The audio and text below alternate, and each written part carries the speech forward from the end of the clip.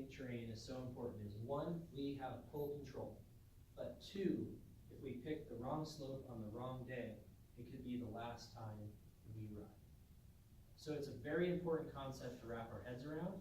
Hopefully I'll do it a little bit of justice. I'm definitely not going to make us terrain experts in just another 30 minutes here, but hopefully it'll give you a little bit of an idea about some terrain. So this is a great photo from my friend.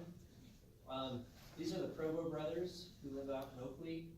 First two of them went down this way, and my friend decided to do a little different line, and he noticed it was getting a little steeper right there, and he didn't like this slope here, so he made the call, which was a good one, to move to lower angle terrain. Right about here, he triggered that avalanche.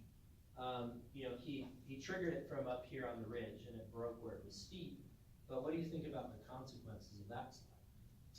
It's pretty bad, right? Just right into a thick pile of two thick aspens there. Anybody recognize that slope? Yeah. Yep, perfect. This is Mount Superior. So Alta's parking lot is right there. Collins chairlift is somewhere right there. Snowbird's around the corner. Yeah, Mount Superior. Do we think it's avalanche terrain? Yeah? Yes. Okay, good. Why is Mount Superior avalanche terrain? Steep, I like it. South Okay, facing. sunlit. What else? What makes it avalanche terrain? So it's steep, sunlit. Traffic. So that's an interesting concept, traffic. So you mean people? People, yeah, the number of So people travelers. don't really change the fact that it's avalanche terrain. Does that make sense? So it'd be avalanche terrain if people were there or not. But the amount of people might affect some different psychological traps that we could fall into, like a heuristic we call them. So I do like your answer to people. What else might make this avalanche terrain? Weather. Beautiful weather, yeah. I mean, you have to have a snow-covered slope and steep enough to produce an avalanche, so I love it. What about the trees? Are there a lot of trees on this slope? No. I mean, the reason why there's no trees down here is because this thing avalanches and buries the road a dozen times a year because it's a massive avalanche path. It's 3,000 feet from the top up there down to the road right here. So yeah, I mean, this is classic massive Utah avalanche terrain. So I was wondering, it's facing southeast, this space here. Yep. And most storms come in from the northwest, so this is heavily wind loaded as well, with drifting snow coming over from the backside. Perfect. So depending on the way that the storm comes in, that's a really great concept to think about. You're absolutely right. Our classic Utah storm starts out of the west-southwest. It gets a little bit warm, and then we get that beautiful cold front that swoops in from the northwest. And you're absolutely right. The upper ridge line here could be heavily wind loaded, so that would also increase the avalanche danger, I would call it. But I think it's just important to recognize definitely avalanche terrain. How about this, Mount Timpanogos? That's the woolly hole. Avalanche terrain? Perfect. If you're not convinced, there's an avalanche right here in the middle of the photo. Okay, there it is. So yeah, big avalanche terrain. Perfect. How about this photo? No. Does anybody recognize where this is? So this is Daly Canyon in Park City. Very popular snowshoeing trail. This photo is taken from the parking lot. And about, 15 years ago, a couple snowshoers decided to walk right up through here, which is the summer road, right? It's the trail. They walked right through here, and they triggered that small avalanche. I mean, this thing is 50 feet wide by 10 inches deep. Not a very big avalanche. But it buried one of them right here in this little terrain trap. And unfortunately, it was two out-of-town people visiting. And they didn't have any knowledge, which is, it's okay, it's just a tragic accident. But the partner went running and screaming down the street. And when help slope arrived, it was about 45 minutes later, and they were buried just about 12 inches under the snow, but they died from asphyxiation. So, the point to this is to key in on slope steepness, right? It's really easy to look at Mount Superior and be like, oh yeah, I'd never go there. Like, oh no, that's steep, that's avalanche terrain. But then you look at this, and it's like, that doesn't look too bad. But it's the slope steepness that's important, right? This slope right here is steep enough to avalanche, and the consequence of the gully where snow could stack up deep is the reason why it made it a very dangerous terrain trap. So steepness. So under 30 degrees, which is like the top of the dome here where the snow is still sticking, it's just not steep enough to avalanche. There's not enough gravity pulling at the snowpack to get it to move anywhere, okay? And if it's over 50 degrees, it's kind of too steep, right? Think of 50-degree slopes. They're very, very steep. We only have like 1 or 2 couloirs in the entire Wasatch Range that are greater than 50 degrees. So 50 degrees is super steep. It's more like somewhere you'd see in Alaska, like big, steep Alaskan terrain. The reason that it's that avalanches don't typically happen there is because when the snow falls, it's constantly sloughing down the side of the mountain, right? It doesn't have a chance to build up into a slab. And you remember I told you slab avalanches are what kills most backcountry riders. It's slabs. And we're going to talk more about slabs in a second. So just right is 35 to 45 degrees. That's where almost all avalanches occur, especially slab avalanches. That's like a black diamond run at a ski area. So that's the good news. Now you know where they all are. The bad news, that's what makes perfect powder skiing. Right? 35-degree slope, that's where you're bouncing and having fun and the snow's flying up into your face. And that is really where we want to be. So, basic terrain management. How steep is the slope? Are there anchors?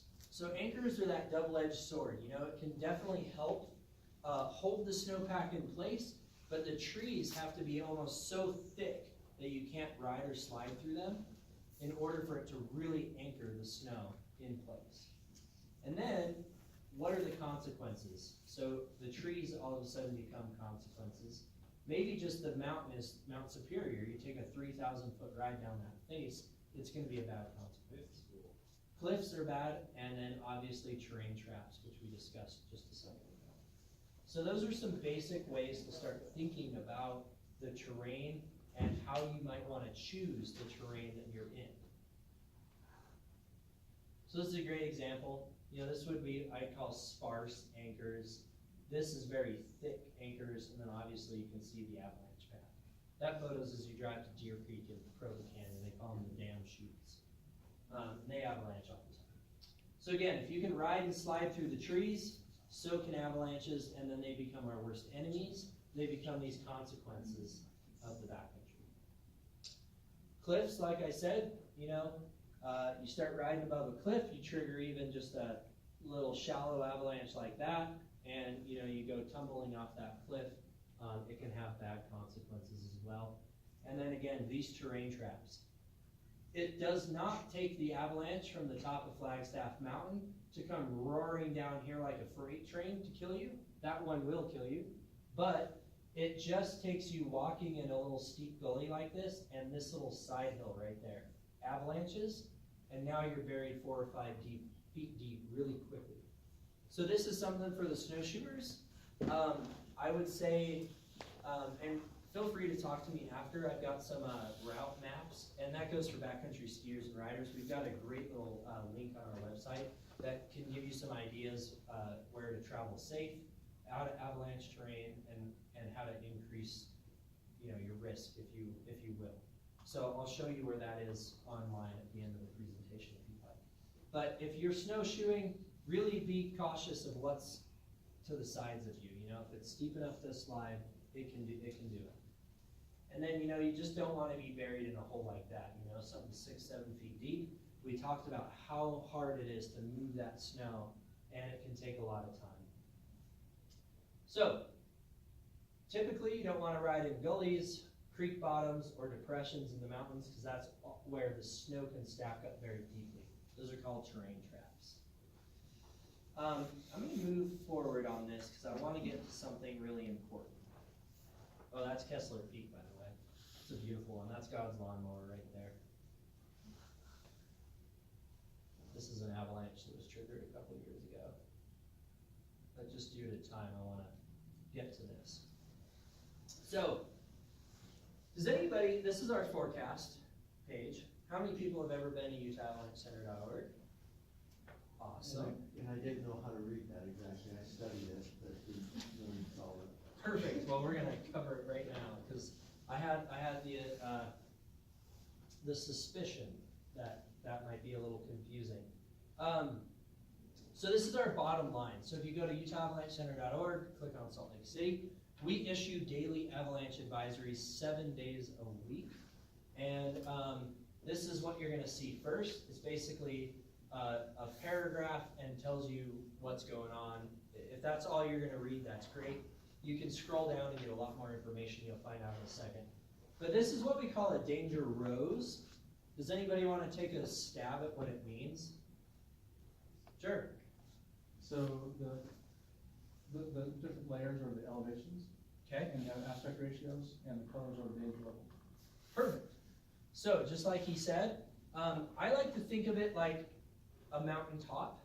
So if I was flying in a helicopter, right, and my helicopter has a steering wheel, and I look out the window, and I flew right over the tippy top of the mountain, I'd be looking right there, right at the mountain top, all right? And then it breaks it, like this gentleman said, into different elevations. So this bottom ring is 8,000 feet and below.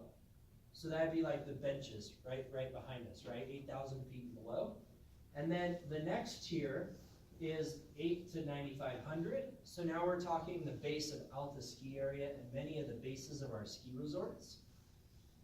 And in fact, you know, the Park City Ridgeline is about 9,500 feet, right? So we're moving up in the mountains. And then this top ring is the peaks. So above 9,500 feet in elevation. And then again, like the gentleman said, this is what direction the slopes face. So Mount Superior faces south and southeast, which would be this chunk of this rose.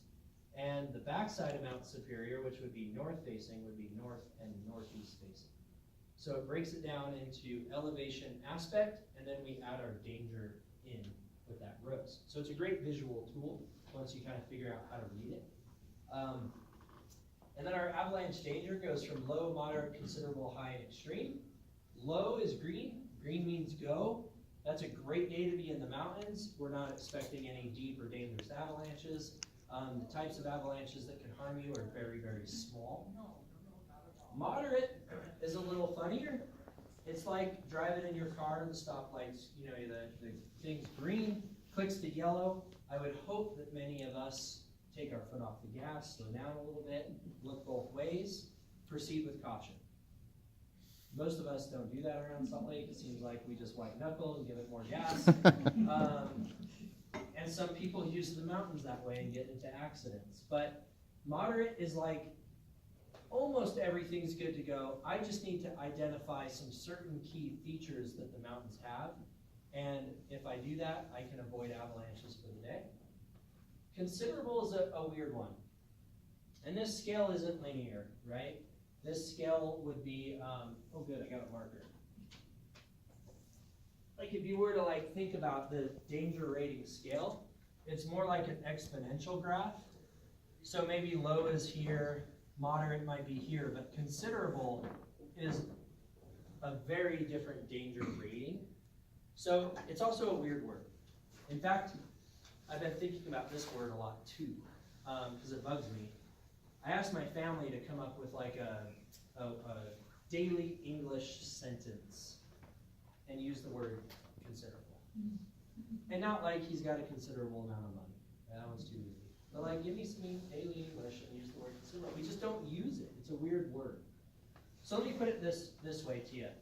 If there was a sketchy establishment across the street, and I said you were to walk into that establishment, you had a considerable chance of getting your ass handed to you and kicked. How many of us in the room are going to walk into the establishment? Always one or two. Perfect. Curious, right? You gotta see what's going on. They're packing. The pack and heat. Well, I'll promise you this right now. If we're issuing a considerable avalanche hazard, and you go to, say, the upper elevation part of the mountains, and you drop in a slope that's 35 degrees or steeper, you have a considerable chance of getting your ass kicked in an avalanche. It's a very serious rating. It's not to be taken lightly. A lot of people think, well, it's just kind of in the middle, like it can't be that bad. But for us, it sucks because we have to use this scale because it's what everybody agreed on. But just to let you know, considerable is very dangerous. High and extreme, backcountry travel not recommended. It's like the whole world's going to be falling down out there.